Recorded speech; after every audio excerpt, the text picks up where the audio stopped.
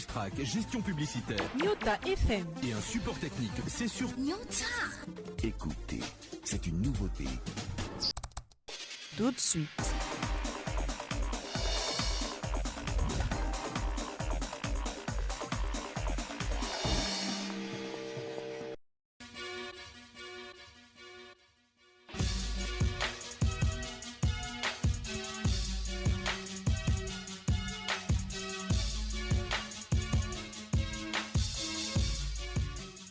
Ce journal vous est offert par Echo. Slimane Rao, le nouvel entraîneur de Corbeau de Mazembe, va diriger son tout premier match sous le Corbeau, même sur le banc de touche du tout-puissant Mazembe Anglebert. Et depuis le stade Joseph Kabila Kabange de Kalebi, vous aurez les images de la prise des repères et des Corbeaux qui ont basé leur quartier général il y a quelques heures seulement dans la province du Tanganyika. Mais dans cette randonnée des villes de RDC, nous serons du côté de la province du Nord Kivu à Butembo pour voir cette formation de l'AS Kabasha qui est en train de peaufiner sa préparation. C'est en prévision de préliminaire de la Coupe du Congo de football, 60e édition. Merci de nous regarder partout. Bienvenue dans votre journal de sport. Et l'on va démarrer par la fédération de karaté-do du Congo avec Freddy Lakombo qui est sorti de son silence après une série de turbulences qui avaient eu domicile au niveau de la fédération de karaté-do de RDC. J'étais en train de le dire tantôt. Il a tout d'abord confirmé qu'il demeure président de l'instance. Et lors de cet échange avec la presse, Lakombo a clarifié la lanterne au sujet des différentes divergences qui ont élu domicile entre sa fédération et même les ministères des sports de RDC. Suivez-le.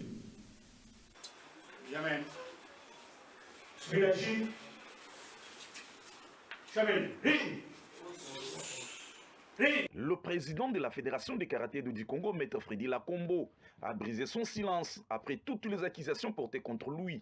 Je suis et je reste président de la Fédération de karaté-do du Congo. Et devant la presse, à l'occasion de l'ouverture de la saison sportive 2026, Maître Freddy Lakombo n'a pas mis les gants pour éclairer l'opinion sur l'origine de la crise, mais aussi sur ce qu'il qualifie comme un coup monté pour l'invincer à la tête de la FECACO. À la présidence, nous avons été invités par le premier des sportifs congolais. Et après, il y a eu ce que vous avez appris. Une altercation entre les ministres et moi-même.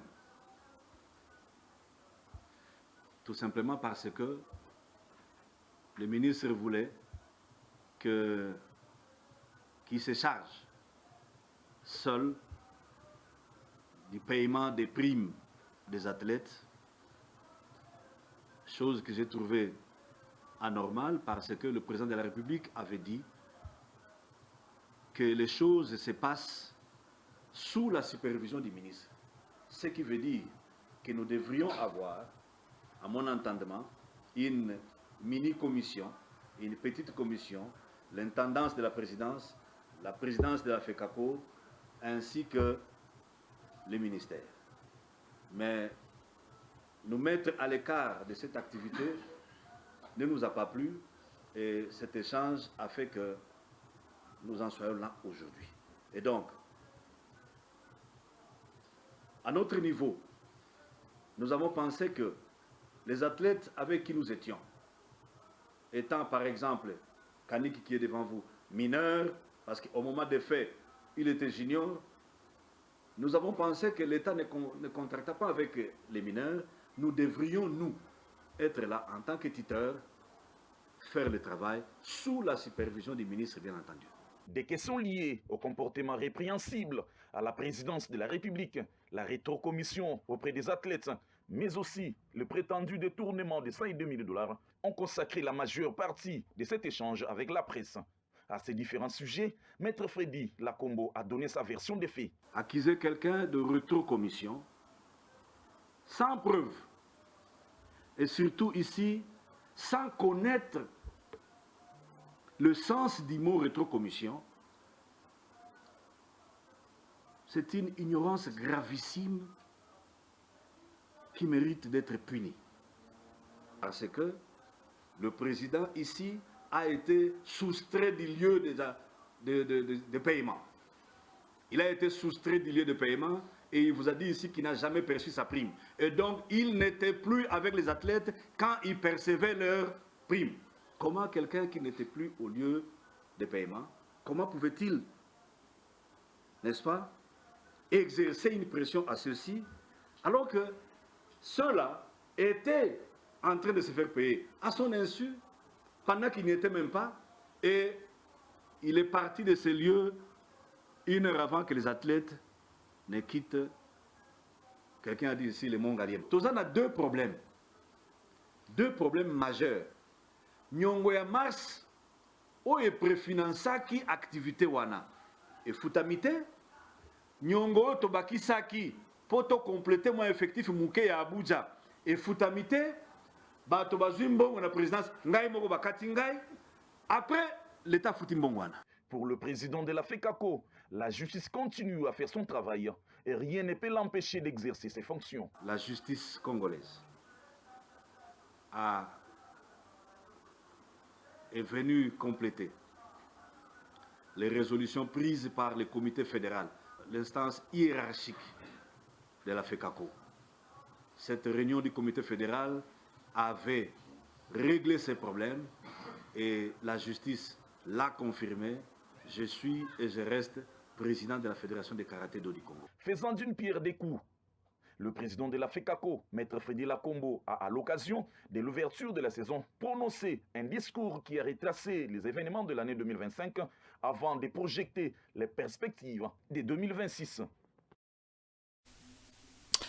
Un élément signé par nos amis de la cellule communicationnelle de la Fédération de karaté-do du Congo. On va rester dans cette discipline des combats à Lubumbashi ou dans la province du Katanga, si vous voulez. Il y a eu cet échange de vœux en début d'année de 2026. C'était autour du président de la Ligue de karaté-do du Katanga qui réunissait ses collaborateurs. Il a été question notamment d'entrevoir la saison sportive 2026. Il a réuni autour de lui les différents présidents des ententes de Lubumbashi, de Kolwezi, de Likasi pour statuer sur la nouvelle saison et même évaluer la saison dernière. D'autres détails avec le président Oguer Mbayo à l'issue, n'est-ce pas, de cet entretien. Cher président de la chers membres des commissions, souvent on dit il est de coutume après une année passée qu'on fasse des choses de vœux. Les choses de vœux pour moi, ce n'est pas fait seulement pour les gens qui ont de l'argent. Et les choses de vœux, pour moi, c'est quand tu as vu un ami, un frère qui vient de passer une année avec beaucoup de problèmes qu'il n'a pas pu résoudre. Et vous souhaitez à ce que l'année qui commence, que tout ce qu'il a connu comme problème, et que ces problèmes soient résolus. Donc c'est un vœu que vous faites à votre frère, à votre ami, à votre entourage. C'est pourquoi aujourd'hui, nous nous réunissons et chacun a un problème. Nous tous avons des problèmes. Et je demande à l'Éternel à ce que tout ce qui a été comme piège, obstacle pour chacun de nous, pour l'année 2025, et que cet obstacle soit transformé en pont pour l'année 2026.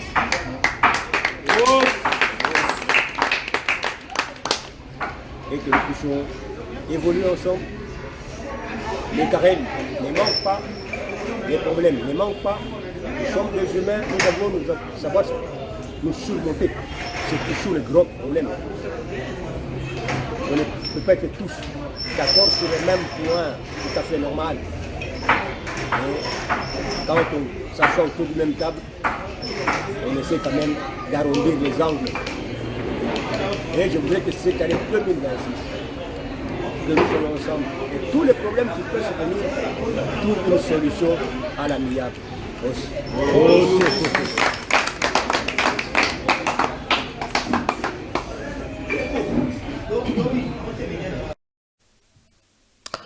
Et l'on va quitter les karatés pour parler volleyball et direction la province du Kasaï central à Kananga pour être précis et même complet avec cette formation du Kasaï Espoir Volley Club affilié à l'entente urbaine de Kananga qui a lancé désormais la saison ou même sa pré-saison depuis quelques jours, le week-end dernier, et les clubs visent grand lors de la saison qui pointe à l'horizon, décrocher notamment les tickets qualificatifs à la Coupe du Congo de la catégorie.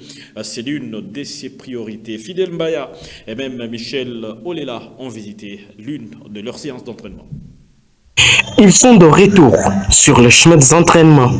Les joueuses et joueurs du VC Kasaï Espoir étaient bien sûr le terrain de l'hôtel de ville de Kananga. C'est vendredi 30 janvier 2026. Amouré du volleyball, Naza Bayano, joueur du VC Kasaï Espoir, nous parle d'un début timide des entraînements. Nous avons repris l'entraînement il y a d'ici là 3 semaines. Et on a commencé petit à petit.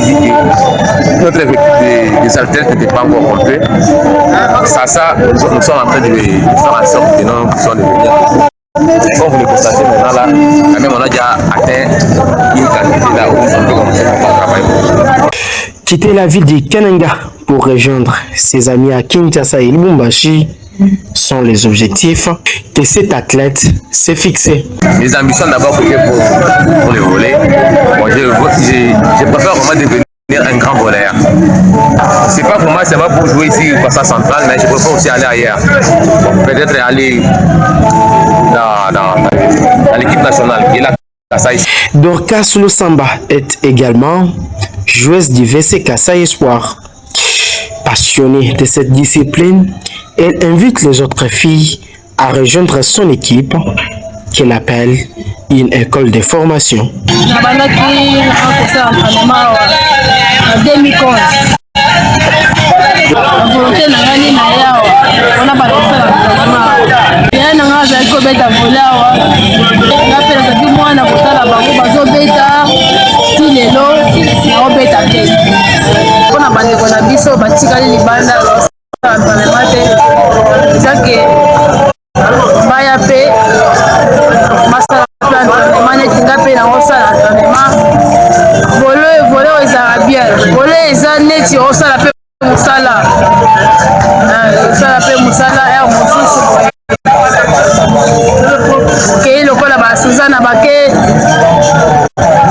Messi Bakei, Bakei à Maroc, Sakana, volé à Bisso. Bon, dans la bacoche, il y a bien Kitoko. On peut s'entraînement au Sengeli. Les talents sont donc là, mais ce sont le cadre d'épanouissement qui manque à la jeunesse du Kasaï central, au gouvernement provincial, dépenser à la construction des infrastructures sportives. Des Kananga, Fidel Mbaye, Michel Olela, notre radio et télévision. On va refermer cette farde de disciplines dites connexes pour ouvrir celle du roi football. D'abord chez les dames à Lubumbashi. En nouvelle, les derbies de Lubumbashi n'ont pas vécu comme initialement prévu pour ce lundi 2 février 2026 entre Mazembe et même Lupopo. La raison est tout simplement simple. Le stade TP Mazembe Lakanono qui devrait en principe accueillir la compétition est toujours occupé par les clubs qui préparent leur match de compétition africaine interclub.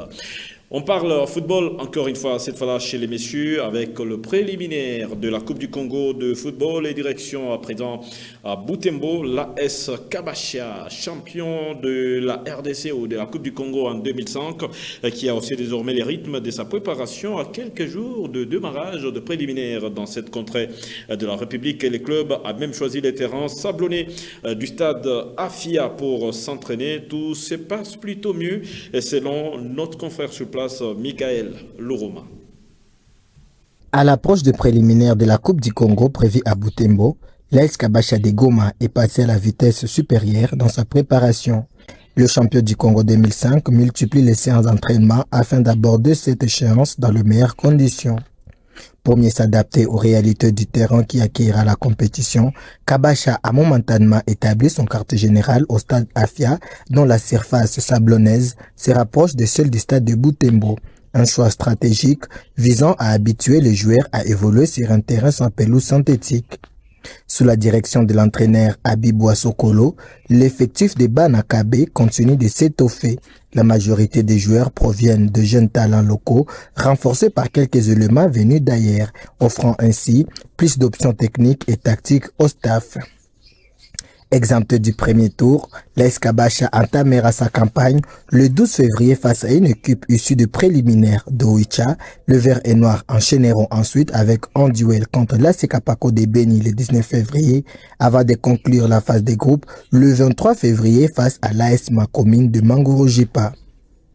Dans un groupe où seul le premier décroche son billet pour la phase finale, l'AS Kabasha est condamné à la perfection. La marge d'erreur est inexistante pour une équipe qui ambitionne de jouer le premier rôle dans cette 60e édition de la Coupe du Congo de football. Précisons que l'AS Kabasha quittera la ville de Goma dans les jours qui suivent pour conclure la suite de sa préparation sur place à Butembo avant le début de la compétition.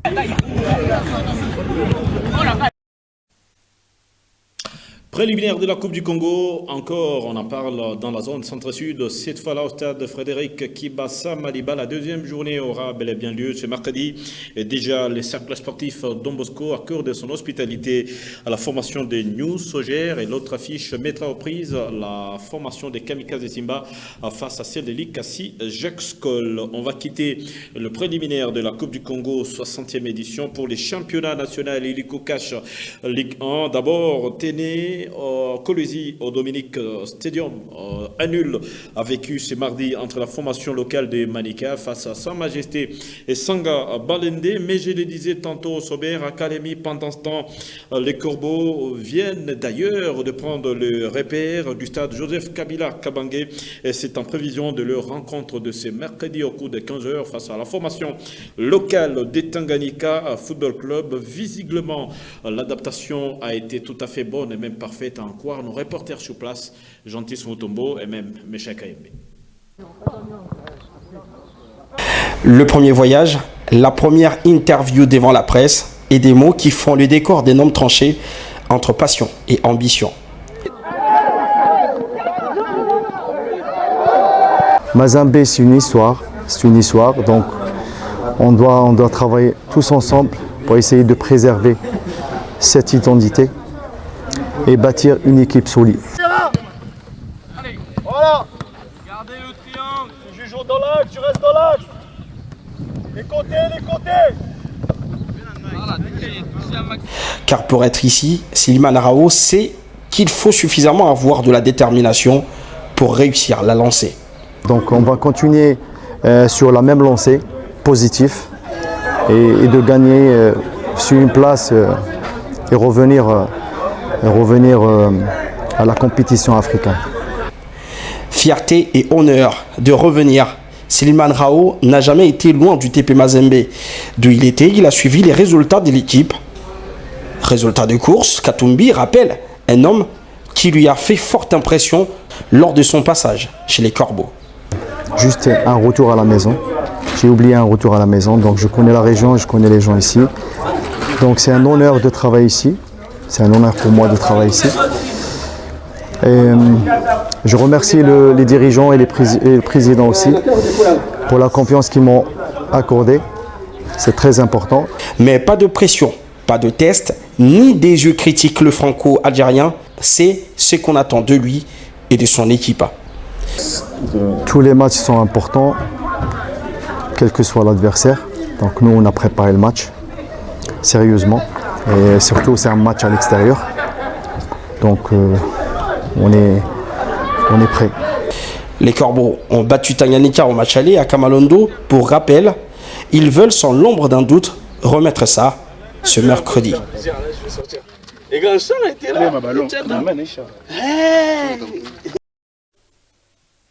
Et donc, ça sera le premier match de Slimane Rao en tant qu'entraîneur principal du tout-puissant Mazembe Anglebert face à cette formation de Tanganyika. Mais vous allez noter que les Corbeaux ont plutôt gagné la ville de Kolwezi presque enfin d'avant midi de ce mardi autour de 11h.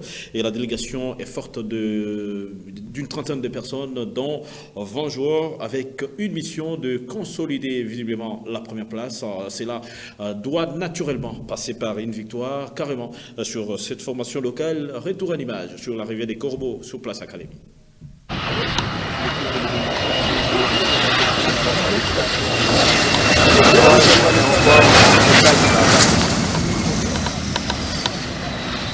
Il est 11h passé les 30 minutes et c'est l'avion qui vient d'amener le tout-puissant Mazembe Anglebert ici à Académie pour donc son match de la Ligue nationale de football phase de groupe.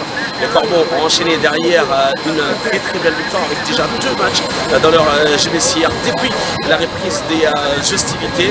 Maintenant, Académie, c'est un autre tournant de la saison, un 3e rendez-vous sur cette phase retour qui va donc déterminer beaucoup de choses. Et c'est beaucoup de choses, c'est notamment la première apparition sur le banc des Corbeaux du nouveau coach du tout-puissant Mazembe Anglebert, Slimane Rao, qui a signé son contrat il y a de cela quelques heures. Premier match, premier test, diront certains, mais pour l'équipe des Corbeaux, il va falloir se mettre beaucoup de pression. Les joueurs ont donc une concentration, celle d'aller chercher une autre victoire et de garder la tête au classement provisoire de cette Ligue nationale de football dans ce groupe. 20 joueurs composent la délégation du tout-puissant Mazembe Anglebert avec comme objectif d'aller chercher cette victoire contre une équipe de Tanganyika qui a toujours posé des problèmes aux Corbeaux ici à Kalemi. Peut-être cette fois les choses vont devoir changer. Depuis Kalemi, Gentissa, Mutombo Moussuil, Meshak Aembe, Yotaradu, télévision.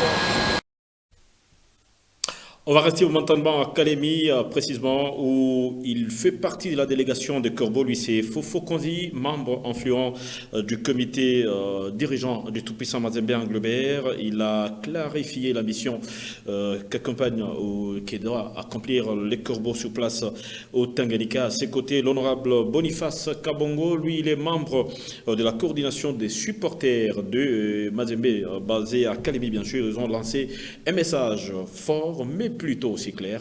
Ils sont au micro de nos reporters.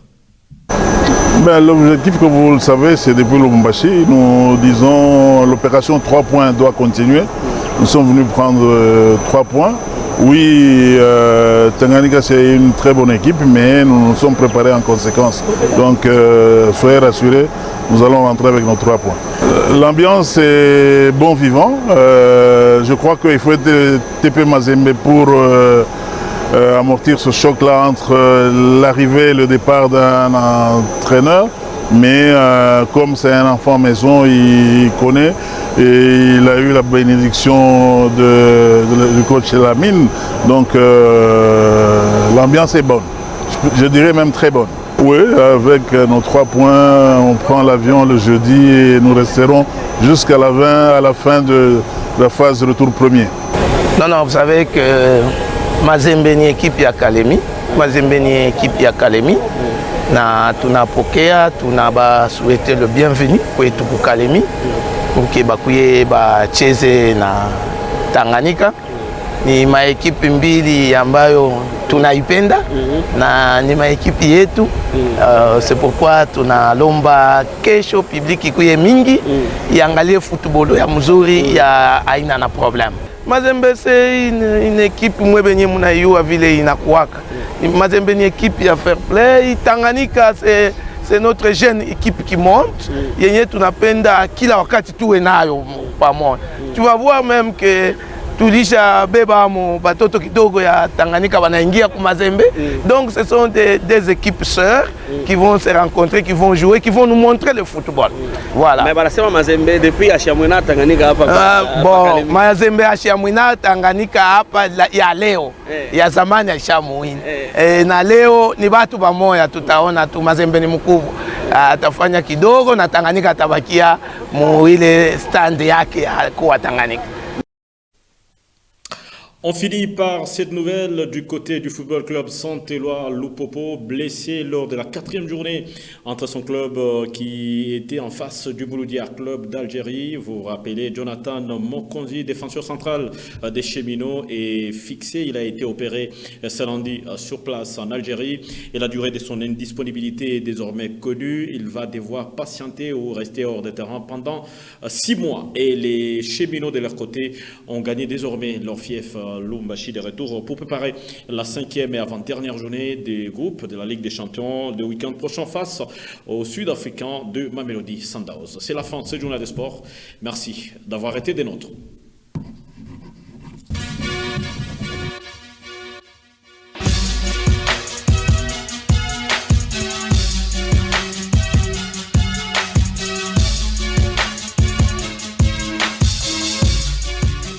Ce journal vous a été offert par ACO.